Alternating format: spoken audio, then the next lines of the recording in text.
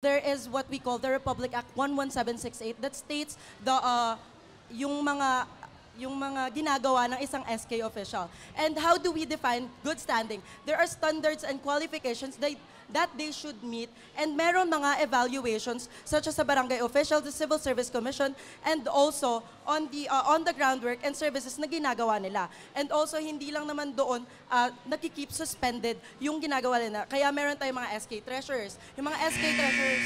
Okay, Calbs. Oh, so tulad ng nga sinasabi mo na meron tayong mga qualification na kinukuha for SKOE. So, based on the research in Iloilo City, Quezon City, Marinduque, Sarat, Ilocos Norte, and many more, they stated that may low and moderate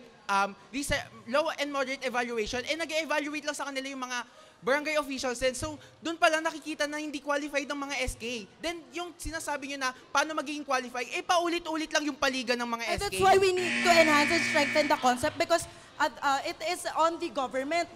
The system is the faulty one.